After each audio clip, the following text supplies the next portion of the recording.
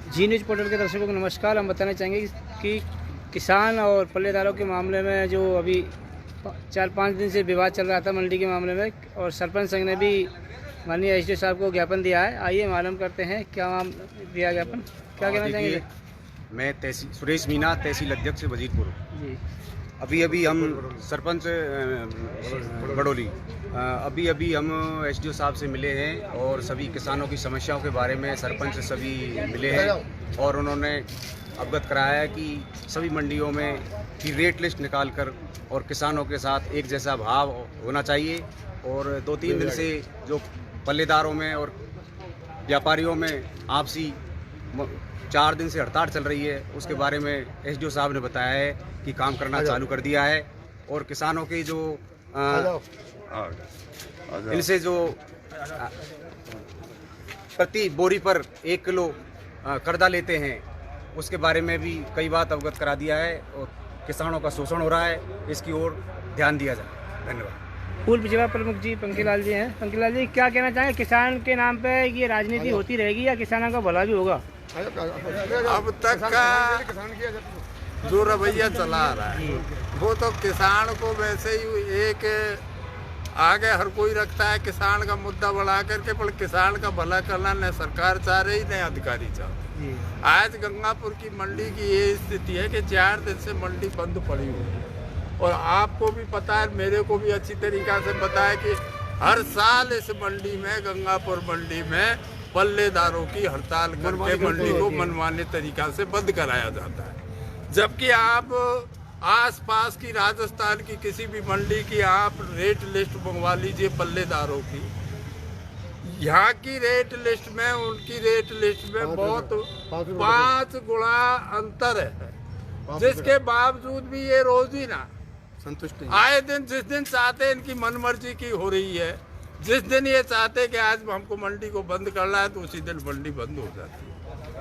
तो जब अति होती है ज्यादा, अति के बाद में फिर ऊपर वाला भी देखता है, नीचे किसान भी, फिर किसान अपने आप में जब उग्र होगा तब प्रशासन आँख खोल करके आगे पीछे लत्ता डोलेगा। पहले हम आप ये निवेदन कर रहे हैं प्रशासन से और सरकार से कि किसानों को आए दिन परेशान किया जा रहा है। इस मंडी में किसान एक एक दाने को चुन चुन के बेचारा बीड़ के और मंडी में लाते, और मंडी में जिस तरीका से किसान के साथ एक बोरी पे 201 कट्टे बोरी की तब तुलाई ली होती है, 50 किलो की तुलाई होती है, 750 ग्राम, जैसे 50 किलो में से यदि 750 ग्राम पर कट्टे पे डाले तो 1 कुंटल पर किसान का 1.5 किलो सरसों की चपत लगा ले।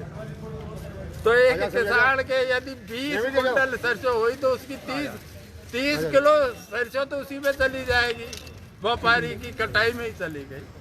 इसलिए हम प्रशासन से आग्रह कर रहे हैं बार बार कि किसान को नाजायज परेशान नहीं करे, वरना किसान को मजबूर होकर के और आंदोलन पर उतारू होना। तो किसानों को हो जाएगा जब सर आज एसडीएम साहब से आपने मुलाकात की, एडिशनल साहब से, तो उन्होंने क्या आश्वासन दिया? आज एसडीओ साहब से हमने जब मुलाकात की तो उन्होंने कहा कि हमने सुबह से मंडी में काम चालू करा दिया है और 4 दिन से हड़ताल काम बंद था। ये बात भी एसडीओ साहब ने मानी है और आगे ये कहा है उन्होंने कि आज अब के बाद में बिना सूचना करके कोई भी पल्लेदार या कोई मंडी का व्यापारी हड़ताल नहीं करेगा, बिना सूचना के अधिकार वो हड़ताल नहीं करेगा। यदि करेगा तो उसके खिलाफ कार्रवाई की जाए। आप लोगों ने ज्ञापन में क्या मांग रखी है?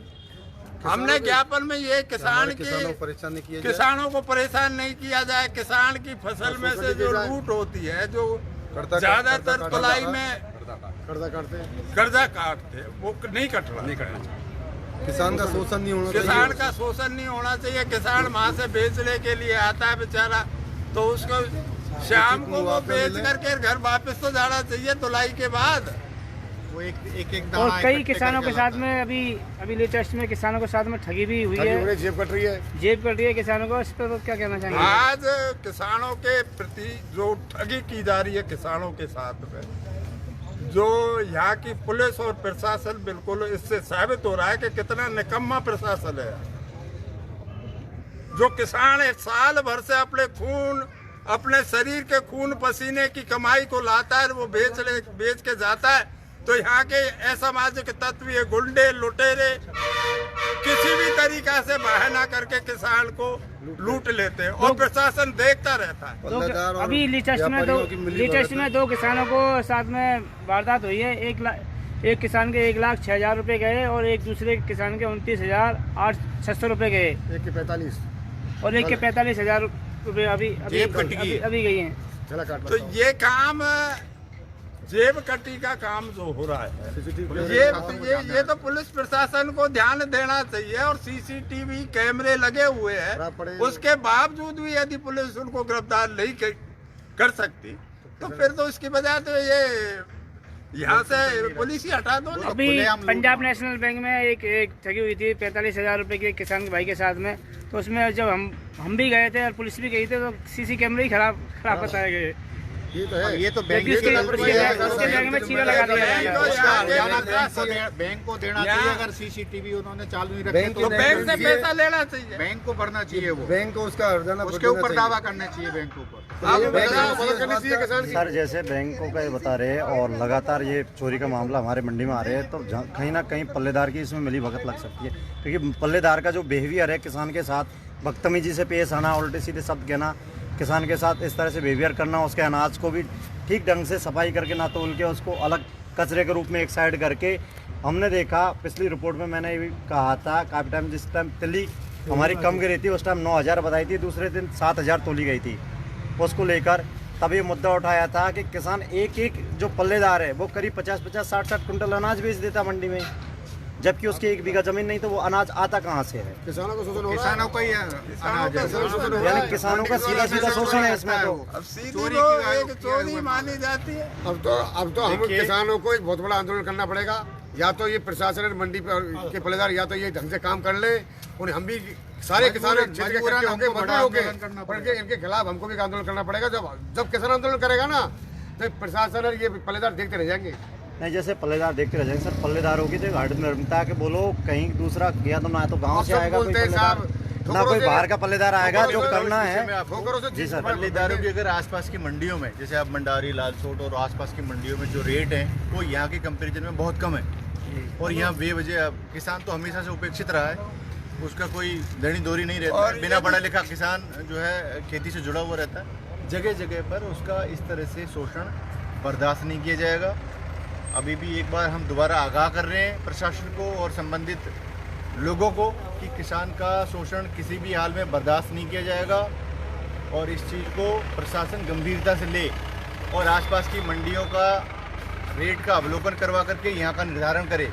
और जैसा कि हमें अभी आश्वासन दिया है एसडीओ साहब ने कि भविष्य में बिना किसी जो है अल्टीमेटम के कोई इस तरह की कार्रवाई नहीं की जाएगी, अचानक मंडी बंद नहीं की जाएगी। इनसे किसानों को बहुत ज़्यादा नुकसान हो जाता है और वो अपने खर्चों का निर्वहन करने में असमर्थ हो जाता है। तो इस तरह की समस्याएं भविष्य में नहीं आए, प्रशासन इस पर गंभीरता से ध्यान दे। नैमिचंद जी, जैसे हमने कल पल्लेदारों से मैंने बात भी की थी, तो पल्लेदार का कहना है कि भाई हमारे खर्चे अलग है और यहाँ की तुलाई अलग है, यहाँ डबल चलना भी देते, 3-3 चलना। तो वो क्या किसान के साथ धोखाधड़ी नहीं है 2 से 3 चलना लगाना? मैं बताऊं, किसान तो दूसरी बात वो कहते हैं और एक चलना, हर आदमी किसान को लूटना चाहता है। एक मनसा बना लिया है कि ये किसान बिना पढ़ा लिखा है, किसान वैसे ही मौसम की और दूसरी तरह की बीमारियों से जो है मार झेलता रहा है। और अगर यहाँ करके भी उसका पैसा जगह जगह लूटा जाए एक जो है सैंपल के नाम पे या फिर कोई मजदूरी के नाम पे, तो ये बहुत अन्याय है। अगर देश का जो सबका पेट भरने वाला है, आप उसी का पेट काटने की कोशिश कर रहे हो, तो ये न्याय संगत नहीं है जहाँ तक मैं समझता हूँ।